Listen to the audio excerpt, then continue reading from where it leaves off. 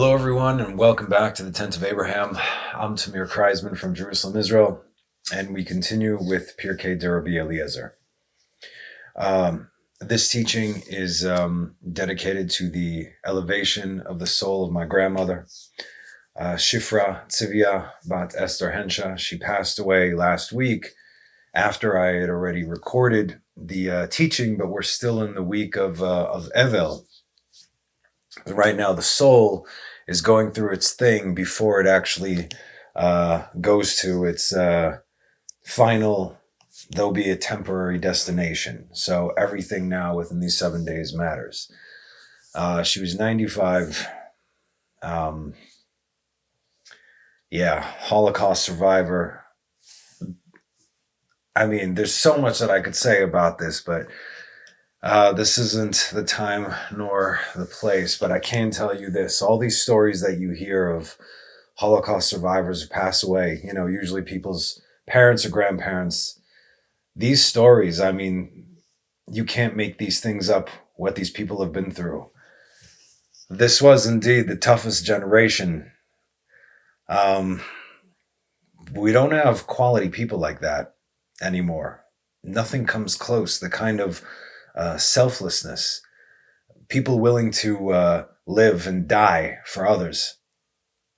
So that was my grandmother.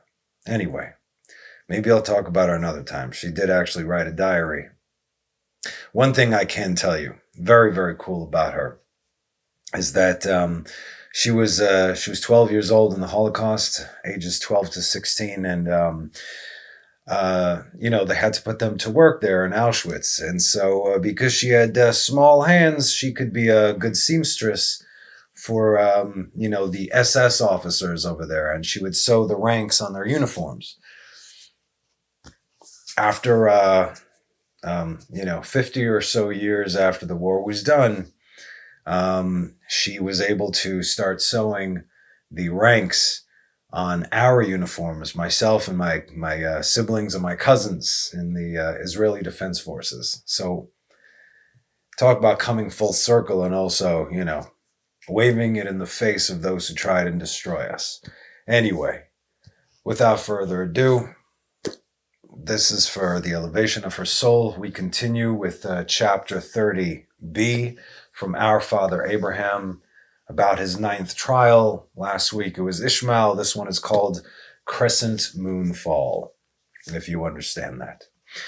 Hallelu et Adonai kol goim, shabechu kol haumim, ki gavar alenu chasdo ve'emet Adonai leolam. Hallelujah. Okay, so we pick up right where we left off from the very same verse. If you want to refresh your memory, watch the last 5 or 10 minutes of last week, just to get into this week, because we're touching on the very same verse. That's Genesis 21:21. Last week we read, and he dwelt in the desert of Paran. And then the second half of the verse is, and his mother took for him a wife from the land of Egypt. Now, this is what the Torah says, right? This verse. However, something happens before his mother chooses a wife for him from the land of Egypt, specifically from her father's house. And this is our story, which also could be found in the book of Jasher. Pirkei de Rabbi Eliezer says it as well. Book of Jasher also has slight variations, but it's roughly the same story. And he dwelt in the desert of Paran, and Ishmael took a wife for himself, a woman from the plains of Moabite, and her name was Ephah. Now, if you're getting hopeful, then don't. There was only one Ruth, and this isn't her. After 3 years had passed, Abraham wanted to go see his son. So like every good father should, check up on their son every now and again. Furthermore, sages say that 3 years is enough time for the heart to completely forget, depending on what. Meaning the actions of Ishmael were not as fresh as they were when he committed them, trying to kill Isaac and everything else he did over there in the house of Abraham, which was what got him thrown out to begin with. But he swore to Sarah, Abraham now swears to Sarah, that he will not even dismount from the camel in the place where Ishmael was dwelling.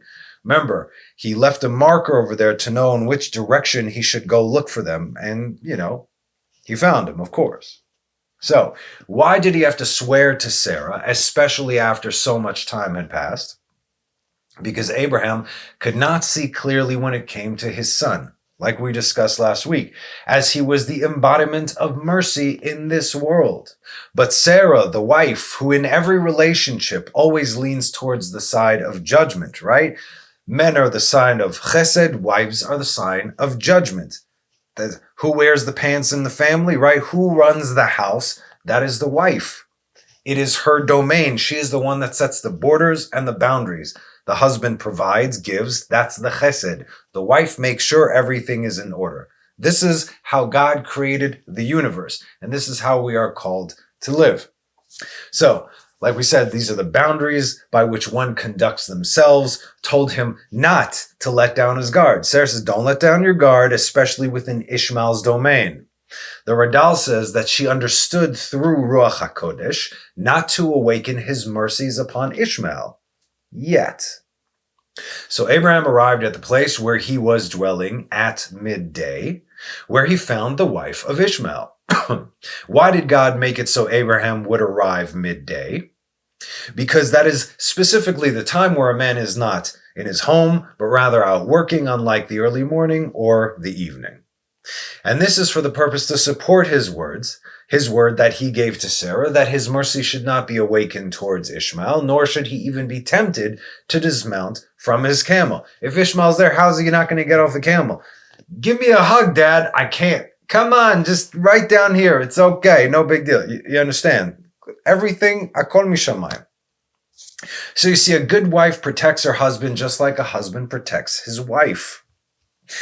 A wife always has foresight. We say, Sophia lichot beita, and one of the verses that every Friday night I sing to my wife on Eshet Chayil, a woman of valor, in Proverbs 31. Sophia halichot beita. She foresees the ways of her house, right? Of what needs to be changed, what needs to be filled. She helps her husband be a better man. Through that, she prepares that way for her husband to go. Sarah saw what Abraham could not see. And this goes back to the beginning. Send her away. Why? It was bad. God said, listen to your wife. Listen to everything she says. She could see what you can't. Do it. Same thing right here. So he didn't argue with her. No problem, honey. I trust you. God said I should trust you. We're good. Okay, no problem. So we can provide physical protection for our wives, while our wives are responsible for our spiritual protection as well as the abundance in our home. This is important. A man can work all day, every day, but if his wife is not doing her job, the shefa, the abundance, will not come down. So the income in the home is entirely dependent, yes, on the woman and what she does and how she conducts herself. Granted, the guys can't just sit down on his butt all day and say, we're not getting it, honey, because you're not doing it right. That's not how it works, okay? A man is called to work, and a woman is called to draw down the shefa mishamayim. And all this comes down to the wife's modesty, both inside and outside the home. That is what dictates your income. And Sarah was known for her modesty, and Abraham was known for his wealth. You see, they go hand in hand. This is the formula. Abraham then turns to Ishmael's wife and asks her, where is Ishmael? She answered and said, he and his mother went to pick dates from the desert. Now, this is interesting because the Hebrew in the text says perot tmarim, date fruit, perot, pri, fruits, fruit is a pri, tmarim, tamar, right? That's the dates. But the Radal says that this may have been a clerical error, as there are no palm trees in the desert. This is true, right? They are tropical by origin, and they need a lot of water to grow in natural places. And we're in a tropical place, not in the desert, unless they're actually specifically planted. Back then, there were not. Okay. The water where there was water where they were dwelling, but they didn't have to, they had to go out to the desert to get these specific fruit. Now, the answer is simply beautiful and beautifully simple. It is not perot tmarim, but rather perot retamim, juniper roots. Tmarim, retamim, same letters, just you change the taf and the resh over there. Same letters, different order. And there are plenty of those in the wilderness, right? Plenty of those, the juniper roots, as we have seen from Jonah and from Elijah. And what does this root specifically do? Let's read Job 30, verse 4. They pluck saltwort on shrubs, and the roots of juniper bushes where they're fair. Lachamam, okay, well, let's continue. The Hebrews say that the roots of the juniper are their bread, lachmam. But without punctuation, the sages say that you could read this as lechamem. What is lechamem? To heat up. As we can read in Psalms 120, verse 4, Chitzei gibor shenunim im gachalei retamim. Sharpened arrows of a mighty man with coals of brooms, meaning burning hot coals. You hear the Hebrew, gachalei retamim. He went where? With his mother to the desert to get perot retamim. So here's two places that we actually see it in the Torah. Like we said, Job 30, verse 4, and Psalms 120, verse 4. So Abraham says to Ishmael's wife, please give me some bread and some water because the road has made me tired and weary. How amazing is this opportunity, right? Someone else gets to host Abraham here, the godfather of all hosts. And she said to him, we got no bread, we got no water. Which is a bold-faced lie, obviously. Now get a load of this. Abraham says to her, when Ishmael arrives, tell him the following. Tell him that an old man from the land of Canaan came to see him, and he said that the entrance or the threshold of your house is not good. Tell him that. Okay, no problem. What was Abraham saying over here? What is the threshold of a house, if not the first thing that guests see as they approach or enter?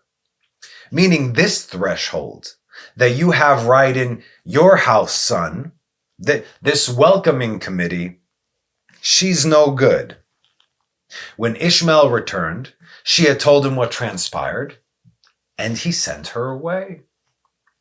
Can you imagine how upset he must have been and how embarrassed he must have been? Not necessarily because he had just missed his father, although I'm sure that definitely had an impact, but because he had disappointed his father.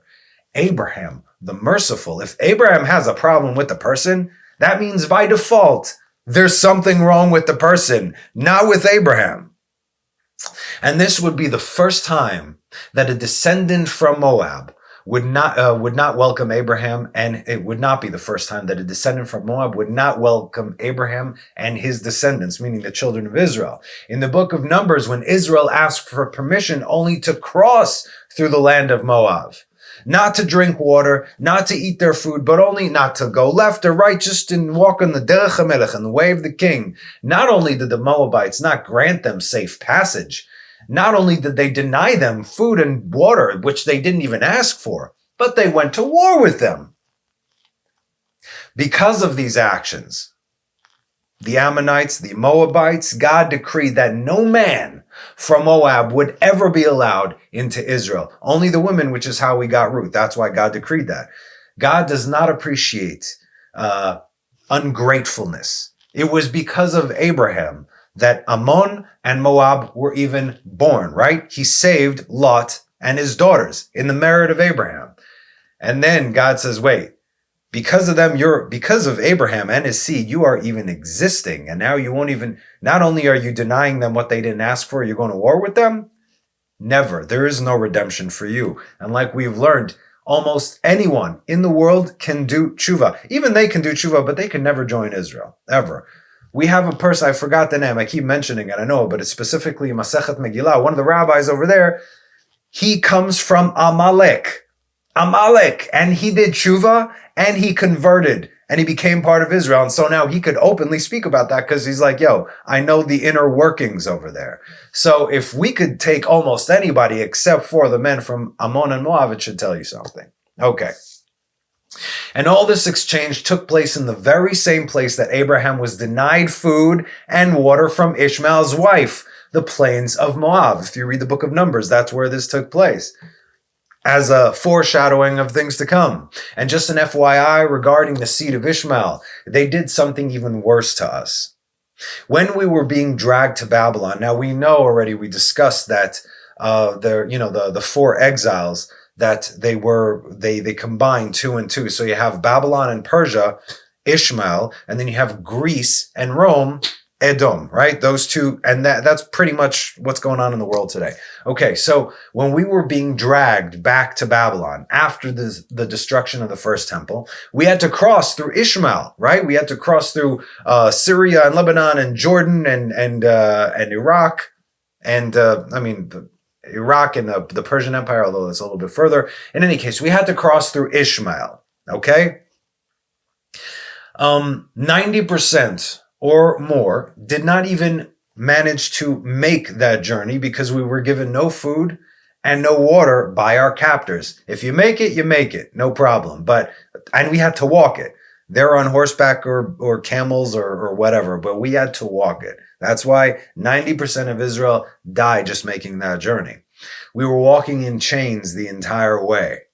As we were crossing through the land of Ishmael, they would come to us and give us fully stuffed flasks, offering our already dying of thirst ancestors to give us some water, giving them a sliver of hope of life, or at least maybe longevity, right? Someone's dying of thirst, like we just read. Ishmael was dying of thirst. He said to God, this is the worst death that anyone could possibly have, is to die of thirst. So either kill me quickly or give me some water, but I don't want to deal with this right now. That was Ishmael's prayer, but again, God answered him because he at least recognized God, that everything is in God's hand. So Ishmael's descendants, as we were dying of thirst, being dragged over there, walking, they gave us full flasks of water. Here, go ahead, drink. But as we opened the flasks and placed it on our lips and opened them in hopes that life would, the water of life would give us some sort of chayut, rejuvenate our souls, if you will, our nefesh. All hope, as well as life, was depleted in a most cruel way, as the flasks were filled with hot air, which Judah, through desperation of thirst, would inhale and instantly die. Like, oh, thank you so much, cousin. And there it is. So in other words, unbelievable cruelty for no other reasons. A person's already walking in chains. The house of God is on fire. Everybody else is dead. You're going to be slaves. You're walking in chains, dying, falling over. Let's make it a little bit worse for you. God does not forget or forgive such cruelty towards his children, and neither do we. So after Ishmael got his father's message, which is the importance of hospitality, since you never know who's going to come knocking, his mother, Hagar, sent for him a wife. In other words, all these things took place 3 years later. Now we finally get to the second half of the verse in Genesis 21:21. And he dwelt in the desert of Paran. And after these events that we just read, meaning 3 years had passed, Abraham came and then he went and he sent him away. Then his mother took for him a wife from the land of Egypt. Okay. A woman from her father's house named Fatima. That's how the spelling is in Pirkei Rabbi Eliezer. It could be Fatima. Fatima is a common Muslim name today. Since Hagar was a daughter of one of the Pharaoh's concubines, this makes her royalty by default. Her mother was a concubine, but her father was the king. And so Fatima began from her father's house. Being from her father's house was royalty as well. While the descendants of Ishmael and Ephah, his first wife, are called Ishmaelites, the descendants of Ishmael and Fatima are called Hagarites.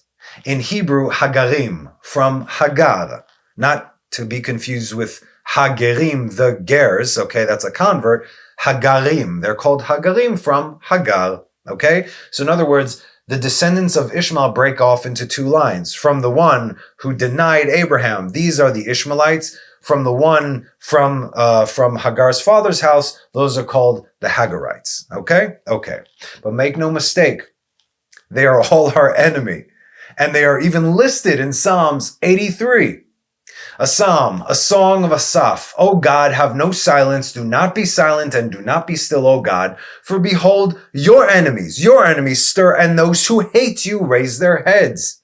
Against your people they plot cunningly, and they take counsel against your protected ones. They said, come, let us destroy them from being a nation, and the name of Israel will no longer be remembered. You think they ever stopped? No, it's still happening. For they have taken counsel with one accord. Here's your one thing, right? Against you, they form a pact. One world order. Just say. The tents of Edom and the Ishmaelites, Moab and the Hagarites, Ohale Edom ve'Ishmaelim, Moab ve'Hagarim. There you go. Oh, this is not me saying, wait, but there's more, obviously. But just so you understand, oh, they're the better ones of Ishmael? No, all enemies of God, according to Psalms.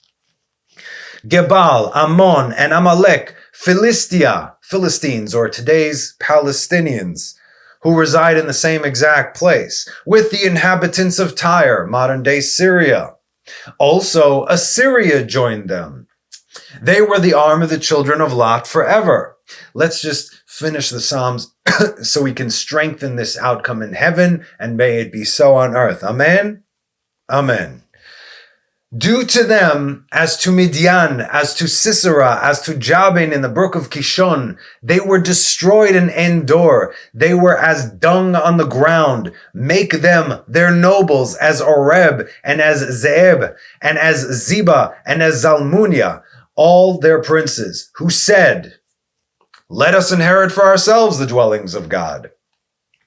My God, make them like thistles, like stubble from the wind, as a fire that burns in a forest and as a flame that burns mountains. So will you pursue them with your tempest, and with your whirlwind you will terrify them. Fill their faces with shame, and they will seek your countenance, O Lord. Let them be ashamed and terrified forever. Let them be disgraced and perish. Let them know that you, your name alone, is the Lord Most High over all the earth. Ve'yadu ki ata shimcha Adonai levadecha elyon al kol haaretz. Amen. Okay, so Ishmael's got a new wife from his mother's father's house. Okay. 3 years, we're continuing with our text. 3 years go by once again, and Abraham wanted to go visit his son Ishmael. So now it's 6 years from the time. And he swore again to Sarah, like the last time, that he would not get off his camel in the place that Ishmael was dwelling, just like the last time. And just like the last time, Abraham arrives at Ishmael's place midday for exactly the same reasons, right? God made it so, same reasons. When he arrived, he found Ishmael's wife, the new one. And he said to her, where is Ishmael? She said to him, he and his mother went to herd the camels in the desert. I want you to notice something. The first time Abraham went to see his son and he encountered his complete failure of a wife, Ishmael not doing so well for himself as he was searching for bush roots in the desert, right? But now they got camels. You know, camels are a big deal. Camels are absolutely worth a lot. I remember when my cousins came from New York, my family came from New York in, when was it? I don't know, sometime in the 80s. And we were in, by the Dead Sea and everything. And it's not like it was today. There are camels. There's Bedouins with camels walking around. And one of the guys goes to my uncle and goes, I give you 2 camels for a girl. My uncle's like, 3, man. She's got green eyes, It's, okay, 3. But he said that. It was a joke, obviously. But anyway, camels are a hot commodity. Always were. They are, they're your, what do you call it? They're the Humvees of the desert. Write that down. I don't know. Anyway, so now Ishmael's got camels. In other words, his wealth has just grown, right? I wonder why. So what does that tell you? A man's income depends on his wife. Good wife. Good life. Okay. Abraham said to her, please give me some bread and some water because the road has made me tired and weary. And so she did. Good for her. Abraham began to pray before the Holy and Blessed be He regarding his son, and the house of Ishmael was filled with all the blessings and with all the goodness. In our text, it doesn't say that Abraham told Ishmael's wife, to pass along a cryptic message to Ishmael. But in the book of Jasher, it says, tell him that an old man came from the land of Canaan, and he said that the threshold of your house is good. But in this case, I'm sure she told him everything that happened, as well as the praying and the house filling with all the blessings and everything. When Ishmael returned, his wife had told him what transpired, and he knew that this whole time his father's mercy was indeed upon him, as said in Psalms 103:13, as a father has mercy on sons. Kerachem av al banim. And then we say, the Lord had mercy on those who fear him.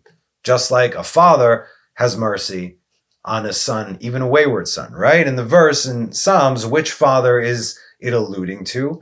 Abraham, because he was the embodiment of mercy, and that is who and how God is compared to having mercy upon children who revere him. Why is this so significant? Because like Ishmael, Israel were sent away from their father's house, right? And like Ishmael that had acted wickedly and cruelly, unbecoming of children of kings, so too Israel had acted wickedly and cruelly, unbecoming of children of the king. And yet Abraham never stopped having mercy upon his son who wandered off the path. So too does our God and Father's everlasting mercy remain upon us. Following the death of Sarah, Abraham returned and took Grushato, it says, the one he sent away, his ex-wife, as said in 25:1. In addition, Genesis 25:1. In addition, Abraham took a woman, and her name was Keturah. Now, before we continue with our text, there is a general consensus that Keturah is Hagar. We will get into it in a minute as to why the name change. But I want you to know that there are different opinions regarding this, right? For instance, if you read this verse in Rashi, Rashi says Hagar is Keturah. Okay, but Ibn Ezra says she's not Keturah, and here's why. They both give their reasons as to why, and it's all good, right?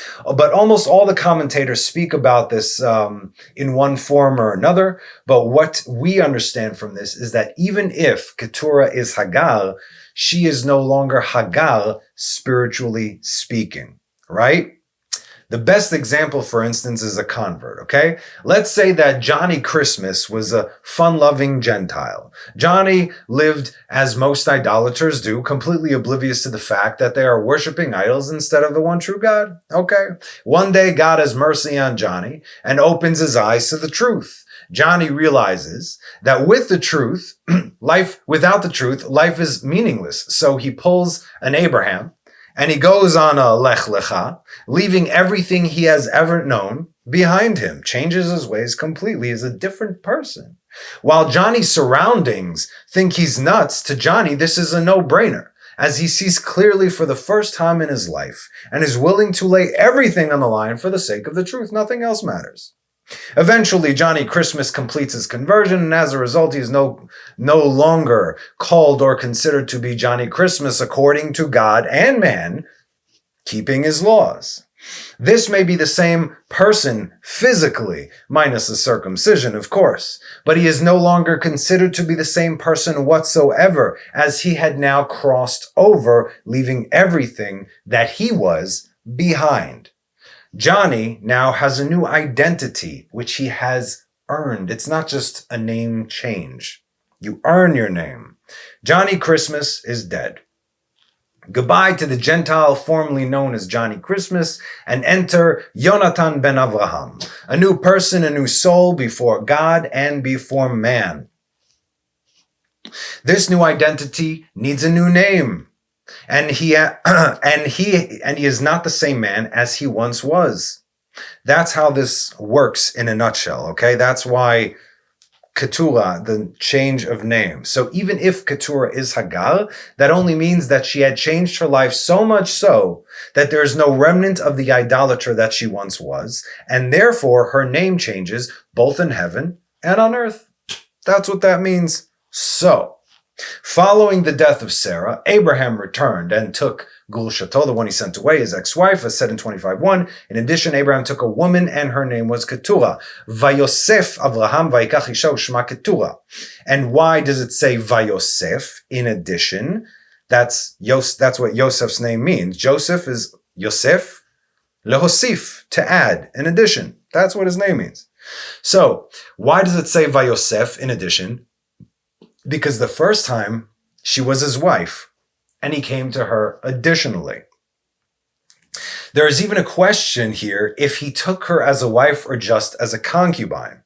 First of all, in Jewish law, if a couple gets divorced, they are not allowed to marry again, primarily and especially if the woman has been with another man. Right? Then she is no longer allowed to be with her first husband. She could get married to somebody else, but she's not allowed to be with her husband if another man actually came between them over there. So keep that in mind. Let's continue. And her name was Keturah. Why? Where Keturah comes from? Ketoret. Because she adorned with all types of incense. I realize in English this will make no sense. So again, listen to the Hebrew. In Hebrew, incense, like we say, is Ketoret. Adorned with incense is mekuteret, perfumed, okay? Mekuteret, keturah mekuteret. Adorned and incense is almost like in the same word. Listen to language in Song of Songs 3:6. Who is this coming up from the desert, like columns of smoke perfumed with myrrh and frankincense, of all the powder of the peddler? Listen to it in Hebrew. Mizot ola min hamidbar ketimrot ashan mekuteret mol, perfumed with myrrh, mekuteret mol, ulvona mikol avkat rochel. הנה מיתתו של שלמה 60 גיבורים לה, סביב לה מגיבורי ישראל. That's a whole other very interesting thing. Anyway, so this is also a hint to Keturah as she did arise from the desert. How did she arise, ascend, elevate? Another reason that her deeds were as pleasant as incense. Ketoret, right? God is the smell was a pleasing aroma to God. Okay. Smell is good, right? A lot of things goes by the sense of smell. So in other words, her deeds at this point were now pleasing like pleasant like incense. Meaning that Hagar, who when she left Abraham's house returned to her father's idols, now has mended her ways and forwent idolatry, returning to the teachings of Abraham, and is now a completely different person. So Keturah is a Baalat Tshuva. Otherwise, do you think for a moment that Abraham would ever consider taking her back to his house if she remained an idolater? Absolutely not. For what reason would he do this? Never.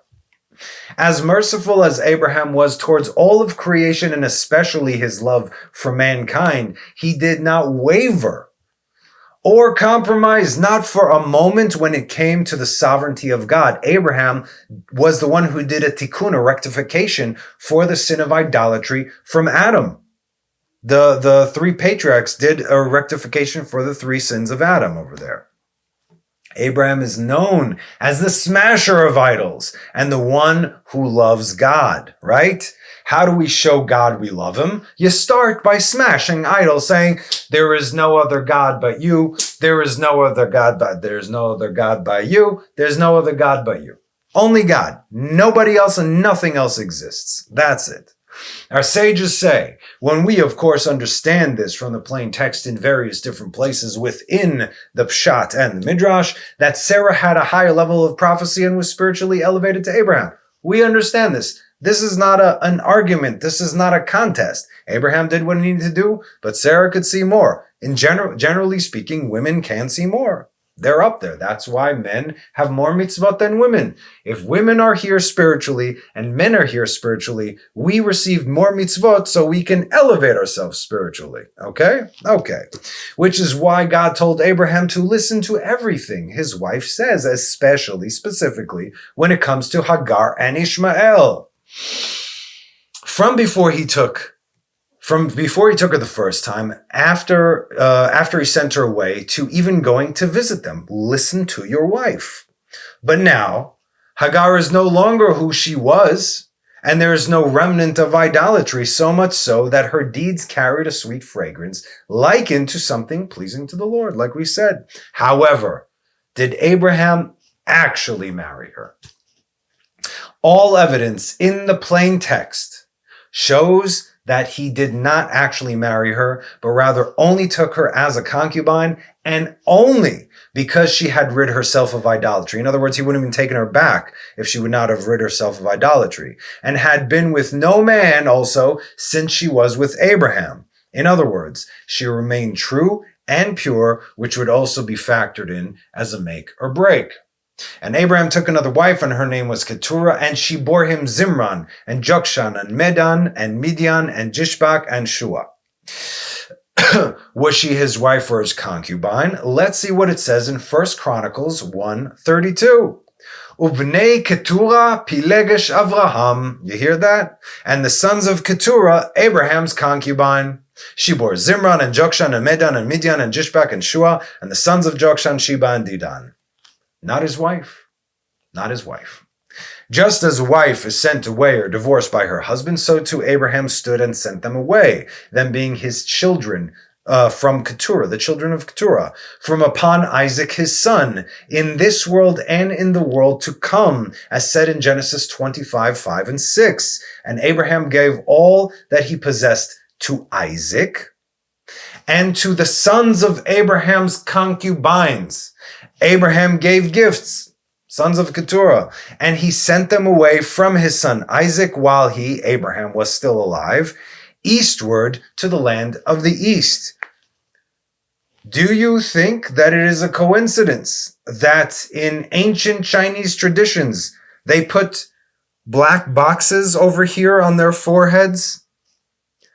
What about Chinese writing? It's the same kind of characters, just different shapes, all made up of small lines. It's just like Hebrew. Some of Japanese is based on Hebrew. Like, for instance, samurai. What is samurai? Samurai is the royal guard of the king, right? In Hebrew, it's called shomer, samurai, shomer, shomrim, samurais. You see, all these traditions, where do you think they all come from? Well, we put on tefillin, all their acupuncture pressure points, specifically in the places that we put on tefillin to unleash your chakras here in your body. But guess what? We put on tefillin and it unleashes your chakras in the heavens where it needs to be unleashed. All these things, none of these things are a coincidence. So you got the Far East, you got India, you got China. How many pagan gods do they have over there? What are the gifts that Abraham gave them? All the dark and black magic of the world. Take it over there. Not talking about it now. So again, although she mended her way, she was never more than a concubine to Abraham. And he sent them away with get Gilshin, divorce papers. Here's your gifts, but you go over there, don't come back to me. Our sages clarify here because you don't have divorce papers to your kids, only your wife. So what are these divorce papers? I hereby terminate this relationship. You go your way, I go mine. And here is what I'm giving you as recompense.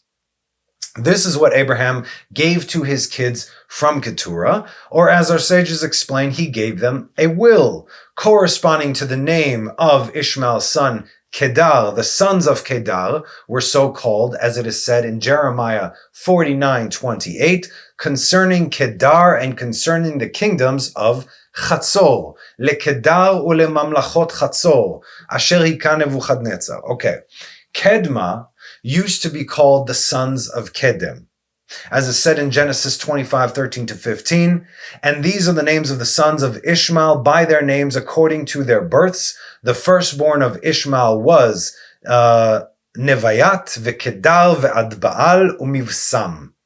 Here it says Nebaioth, and Kedar, and Adbial, and Mibsam. And Mishma, and Duma, and Masa, Chadad, and Tema, Jetur, Nafish, and Kedma. Here we go. Kedma. All these descendants are what is known today as Arabs. And they were primarily tent dwellers in the area to the east, as in to the east of Israel. So the immediate east, you have Jordan, you have kind of northeast Syria. That's where the Assyrians were. You have Iraq, Iran. You have Saudi Arabia. You have Yemen, right? All these are to the immediate east. So these are all known as Arabs. That's where these guys went. And they were primarily tent dwellers in the area to the east of, that is Arabia. All this is meshed together because the sons of Ishmael intermarried with the sons of Keturah, right? And they all then moved to the east, right? So the only thing that's pretty much to the west of us right now is Egypt. And by the way, you do understand Egypt, the ancient Egypt is from Ham, but Arabs are from Shem. Even Edom are from Shem because they all Semites. We all come from Shem. So the Egyptians that live in Egypt today have nothing to do with ancient Egypt. So when you have Egyptians digging in the pyramids and saying, oh, look at our ancient culture. I'm like, dude, that has nothing to do with you when you know it. Whatever. Okay. And anyway, it's not something exactly to be proud of. So all these descendants are what is known as Arabs, like we said, Arabia. Okay. So all this is meshed together. So they intermarried, and we know Kedem as the east only biblically, right? Kedem, Mikedem leGan Eden, east of Eden. As modern day Hebrew calls it, Mizrach. Yama, Yam, meaning to the west. If you're looking at a map of Israel, Yama, Vakedma, Yam is to the west where the sea is. Kedma is to the east. Tzafona, Vanegba. Tzafon to the north. The Negev, what's the place in the Negev desert? That's Negev Peninsula, whatever. Desert, that's the Negev. So east, west, east, north, and south. Okay. But Kedem also means of old. Ancient. Kadum.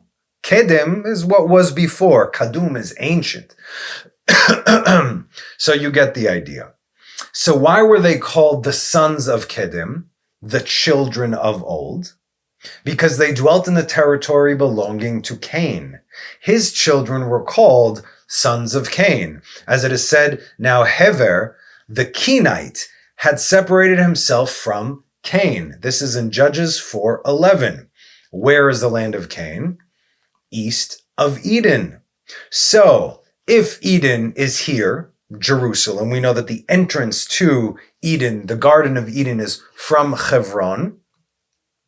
If it's right over here, it says that when Adam left, he came to east of Eden. He was sitting right over here on Temple Mount, right? That's where he was. That's where he sacrificed to God, right on where Temple Mount was, right east of Eden. In other words, Eden is slightly to the left of that. People are thinking Babylon, right? If Eden is Jerusalem, the land to the east is Babylon, specifically called the land of Nod. This is where the land of Cain was. But surely, says our text, all the sons of Cain have been lost in the flood. So why are the sons of Ishmael called after the sons of Cain? They're called Kenites because they dwelt in the territory of Cain, as said in Numbers 24:22. For if Cain is laid waste, how far will Assyria take you captive? Ki im yeh leva'er Cain, adma ashur tishabecha. This is also why the descendants of Esav, Edom, were referred to as Seir, right? Because they dwelt in the land of Seir. So they're called, so now we have Edom dwelling in Seir. So they were called Seir, meaning Ishmael is in Cain's land and Esav is in Seir's land. So they took the name of, it's like me. I'm from the States. I'm from New York, but I live in Israel. So now I'm Israeli. Get it? Okay. Furthermore, Assyria is from the seed of Ishmael. Assyria from the seed of Ishmael, and they will cause the kingdoms of Assyria to cease.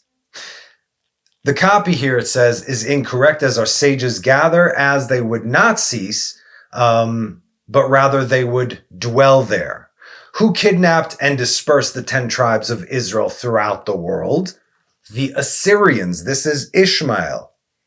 So we have Assyria, which is modern-day Lebanon, Syria, parts of Turkey, and Babylon, which is Iraq, Persia, which is Iran, and everything in between. All these are the seed of Ishmael, and obviously the Egyptian nation right now. Anyway, Bilam said, we know him, right? Bilam said, of the 70 nations that the Holy One, blessed be he, created in this world, he did not put his name in any of them, except for Israel. And since the Holy One, blessed be he, made the name of Ishmael similar to the name of Israel. You see that? Meaning God placed an El. Yashar El, Ishmael. Yashar El, God is straight. Ishmael, Ishma will hear God. God will hear. God will hear Ishmael, right? What does he say? Woe to him who shall live in his days, as it is said in Numbers 24:23. Alas, who can survive these things from God? Abraham was therefore explaining to Ishmael his power.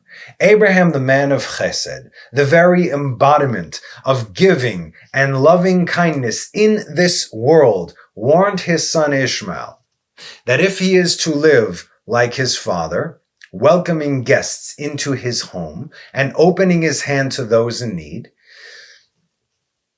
he will be blessed beyond his imagination. And for a while there, not so much anymore, but for a while there, Arabs had incredible hospitality. In other words, if, let's say there were two warring clans, tents and everything, right? Two warring clans.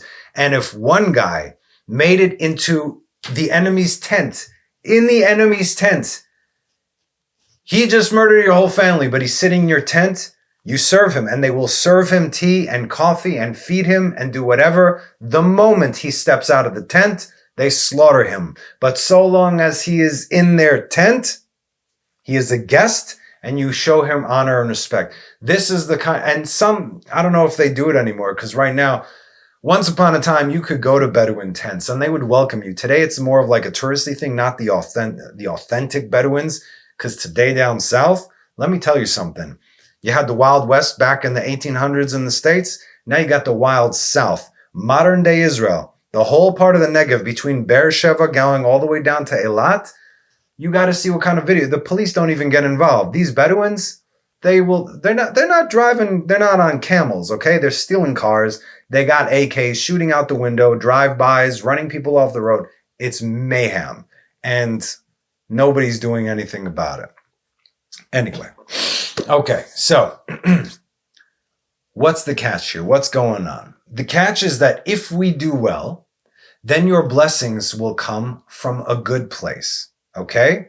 A good source. And it will be deserving because of his actions, says Abraham to Ishmael. But if Ishmael does not live well, though he is the son of Abraham and thereby guaranteed to be granted wealth and abundance, right? You're a son of Abraham. You're the first son of Abraham. Absolutely. You're going to be taken care of. It will come with a tremendous cost, though. And the price of undeserving wealth and abundance given in this world without merit, but on name recognition alone, will cost you the world to come. And that's really what's going to happen to Ishmael. So Ishmael enjoys this life because that's all Ishmael has. Just so you know, Ishmael himself, as in Ishmael ben Avraham, he did do tshuva. We could see this because he was one of the, Ishmael and Eliezer walked with Abraham when it was time for the binding of Isaac, when Isaac was 37 years old. So we're talking about it could be 10, 15 years later. Ishmael did tshuva, accepted Isaac as the chosen one, and he was, a helper for Abraham. But his descendants, this world and the world to come. Okay, now to close out this chapter, let's take a look at some prophecy, because that's really how this chapter ends, and some fascinating stuff. Mind you, this was written 2,000 years ago, okay? 350 years before Christianity and 450 years before Islam. This is what was written.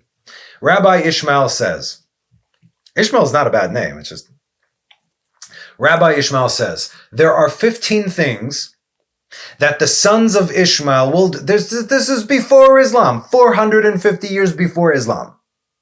There are 15 things that the son of Ishmael will do in the earth in the end of days. And they are 15 things. You ready? 15 prophecies? Here we go. Okay. They will measure the land with ropes. I will explain. When they conquer the land, they will measure it to see how much they need to tax its inhabitants, meaning Israel. It's funny that the word uses ropes. In Hebrew, it's chavalim, as in chavalei Mashiach, the ropes of Messiah, translated as the birth pangs of Messiah. This word can mean measurements, and it can also mean troubles. The reason it signifies troubles specifically, and time troubles, is because like a rope, it keeps coming without a break between them. Well, one thing comes before it ends, another thing comes, right? And they are also tightly woven together, and they are not easily broken apart. And they are also the ropes which God will shake, just like you shake. You know those ropes, people do that in the gym with the ropes. Did you see that? Okay. Anyway, as a matter of principle, I don't think I could do that. Anyway, God shakes the earth like a man would shake a rope or like you shake your talus, and only those who hold on for dear life will make it to the other side. So Ishmael has indeed fulfilled this prophecy written 2,000 years ago, at least 450 years before Islam, as they continue to measure the land till this very day, illegally, of course. 2. They will change a cemetery into a resting place for sheep and a dunghill. I wonder if they teach the world how Islam desecrated Jewish cemeteries in Israel, especially around Temple Mount, using tombstones to pave roads just like the Romans did, just like the Nazis did. Both are Edom and the Nazis are Amalek. About 100 years ago, the Arabs would openly let their sheep and goats graze the surrounding hills over there, not giving the grass a chance to grow back. There's a proper way to do it. You can't just say, okay, eat there, because that means once they start eating it up from the root, it doesn't give a grass a chance to grow back. The earth is left black afterwards, literally left blackened to die. And that's what happened. It was only once Israel returned to the land that it all changed, of course, just like the prophecies. Read Isaiah, Isaiah 66, I think. Nevertheless, we still need an armed escort if we want to go to the Mount of Olives today, and we need to have a constant watch from vandals. Written 2,000 years ago, still relevant to today. This has been going on. This is currently happening. 3, they will measure with them and from them upon the tops of the mountains. Because they will not allow the inhabitants of the land to dwell there, the Jews. So they themselves will take measurements and make plans to build buildings. Temple Mount and the city of David in Jerusalem was purchased by David. The tombs of the patriarchs in Hebron, purchased by Abraham. And the tomb of Yosef in Shechem, purchased by Jacob. All these places, if you go there today, are covered in Arab writing with Muslim rhetoric, built on top of so let's say you want the graves of the patriarchs and the matriarchs. Maybe Avraham, but what does Yitzchak and Yaakov and Sarah and Rivka and Leah have anything to do with you? Nothing. What does the tomb of Joseph have anything to do with it? Nothing. It's because it's holy for us. What is Temple Mount? What does that have to do with it? I don't know. No one knows, right? It's a mystery. Jerusalem, which is called Al-Quds, it's not even mentioned a single time in the Quran. So what? Okay, it's because I saw it first. It's mine. Oh, children, you have to wonder why they saw the need to impose directly upon our holy sites. Well, God already told us that this would happen in Genesis 16:12, and he will be a wild savage of a man. His hand will be upon all, and everyone's hand upon him, and before all his brothers he will dwell. Okay, no problem. 4, falsehood will multiply. Really? No, can't be. 5, and truth will be expelled. Y'all know UNRWA? Yeah, the United Nations Relief and Works Agency claims that Israel, no joke, please look everything I'm saying up, claims that Israel has no connection whatsoever to Temple Mount, Jerusalem, the land of Israel itself, and so on. Nothing. We got nothing to do with any of this place. Forget history, forget the Bible, forget archaeology, cold hard facts. Nothing matters, right? And no one says a word. Of course not. Okay, seriously, look this stuff up. It's not even hidden. 6, the statutes, the law, will be removed from Israel. If we have no temple and are not allowed to pray in our synagogues, and any outward sign that is seen in public can cost you and your family your lives, what happens if you remove the law from Israel? 7. The sins will be multiplied in Israel. Not only can we not serve our God, but now we have to serve our Muslim rulers, thereby breaking both positive and negative commands. 8. Crimson will be in the wool, meaning that they will mix wool and linen, which is a negative command in the Torah, and this is called shatnez. It can be found in Leviticus 19:19. You shall not sow your field with a mixture of seeds, and a garment which has a mixture of shatnez shall not come upon you. Straight up, and Deuteronomy 22:11. You shall not wear a mixture of wool and linen together. Lo tilbash shatnez. What is shatnez? A mixture of wool and linen. That's it. They are undoing this. 5 books of Moses. Gone. 9. Here's what it says in Hebrew. Vaikamel haniyar vehakulmus. Now, I'm not really sure how to translate this, but I can give you the meaning. The paper and the deeds upon which they are inscribed will be meaningless, right?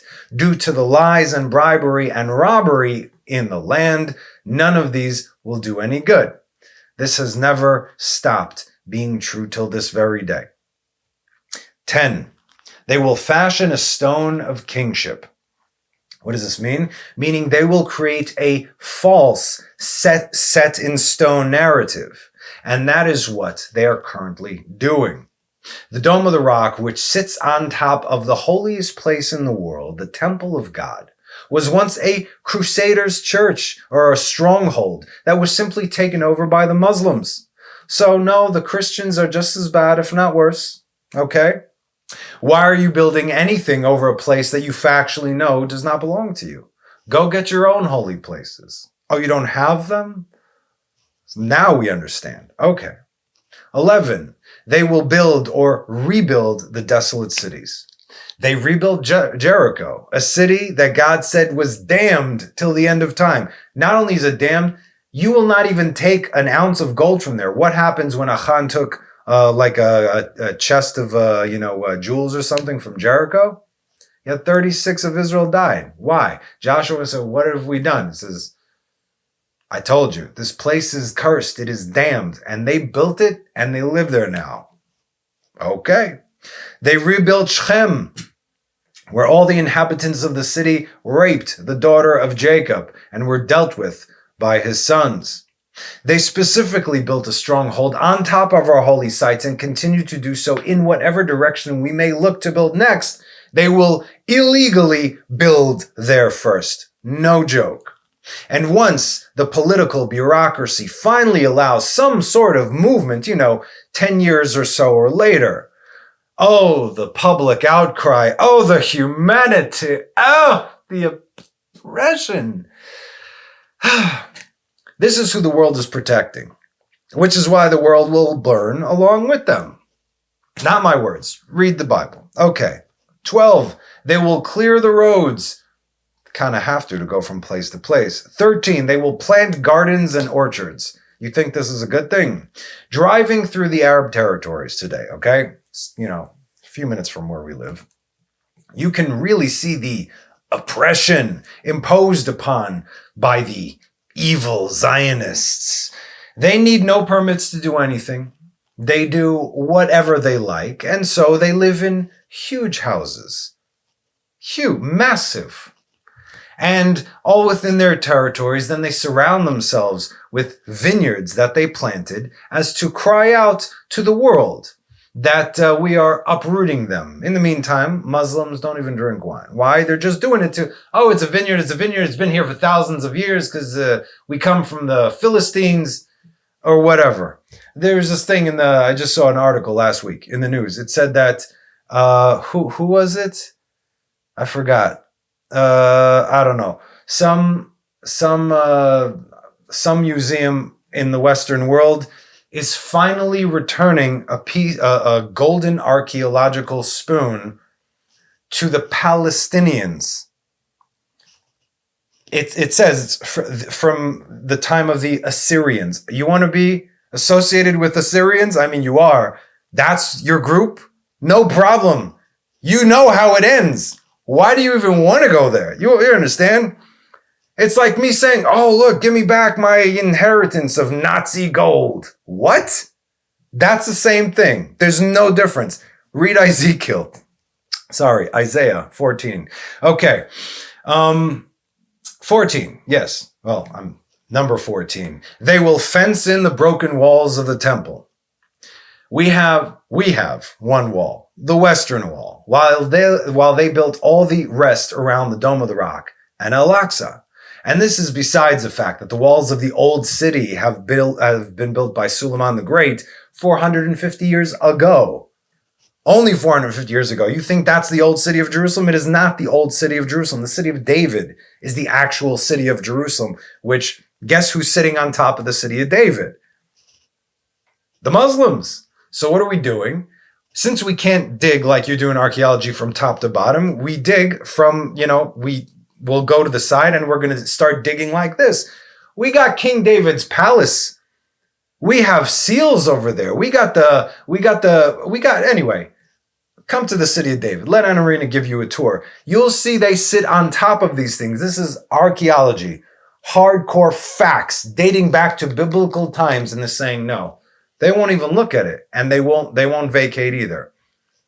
Because they're sitting there legally, you see? I'm joking with the legally. And speaking of the Dome of the Rock that sits upon our holiest place, number 15, they will build a building in the holy place. Again, these prophecies were written down 2,000 years ago, like we said, 450 years before Islam. And they will build a building in the holy place. But wait, this is not over yet. Our text continues. And two brothers, so these are the 15 prophecies, but there's more what's going to happen in this time at the end of days. And two brothers will stand as princes or rulers in the time of the end. And in their day, the shoot of the son of David will stand, as said in Daniel 2:44.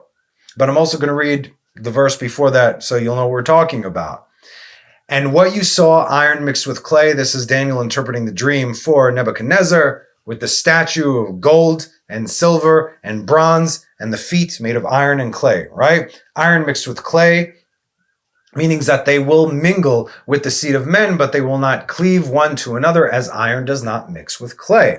Now here's the verse that it gives us. And in those days of these kings, the God of heaven will set up a kingdom forever.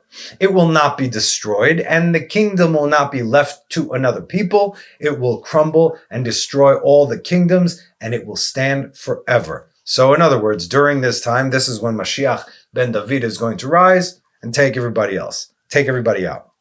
Now, without getting way off topic, okay, we know that iron is Rome, is Edom, is Christianity, and clay is Ishmael, is Islam. We know this.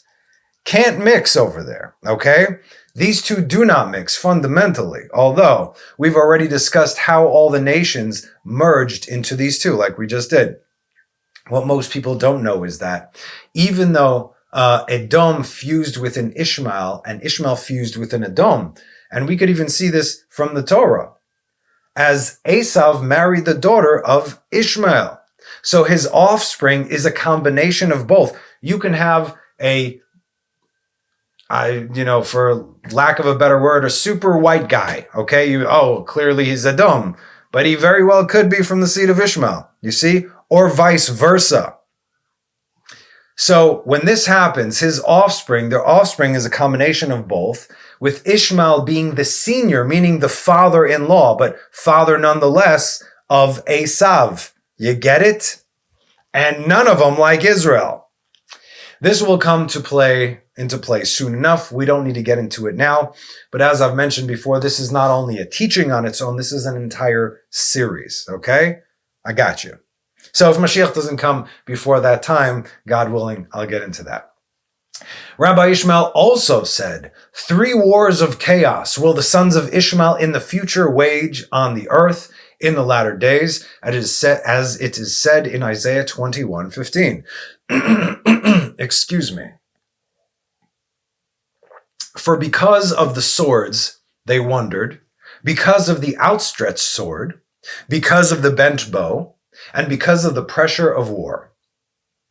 Koved milchama, the heaviness of war.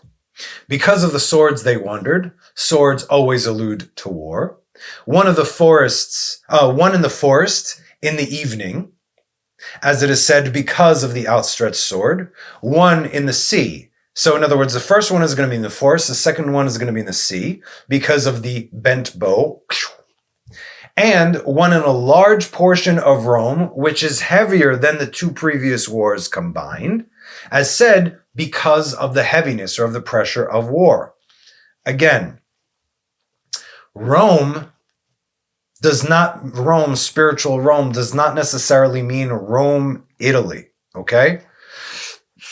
But the spirit of Rome, the idolatrous worship of silver and gold.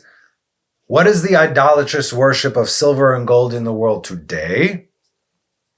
Okay, the Western financial capitals of the world. That is the spirit of Edom. New York, London, Paris, I'm talking about the Western world, I'm not talking about China right now, I'm not talking about Russia, I'm talking about Edom. New York, London, Paris. If you are there, or even 20 miles away with a radius, leave. Just get out quickly. And it is from there.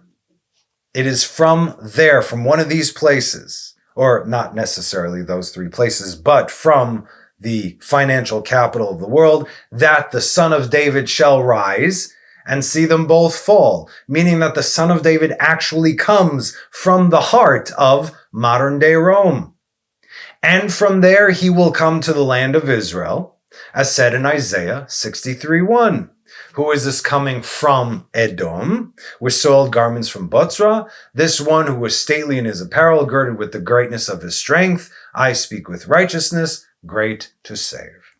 You see, everything in the world, everything is mixed up today. By design, we know this. Tov vavo. We're going back to the age of chaos before the light was even separated from the darkness. Everything is mixed up today, and if you don't learn about the details, the words, the nuances, the behavior patterns of all these nations, there's no way that you can actually have a handle on who's who.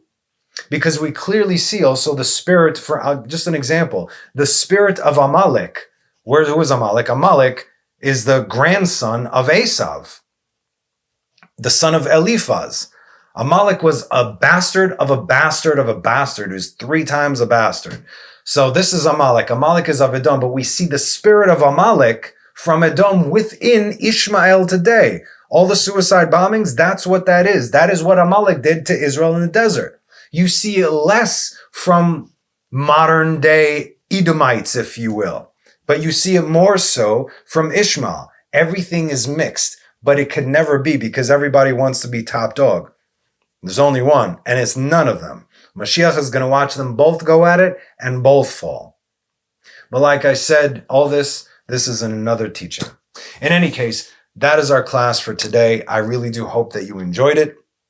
Please stay tuned for next week's class as we discuss the 10th and almost final trial of Abraham, our father. As always, thank you so much for joining me. Have a wonderful rest of the week and have a Shabbat Shalom. Bye.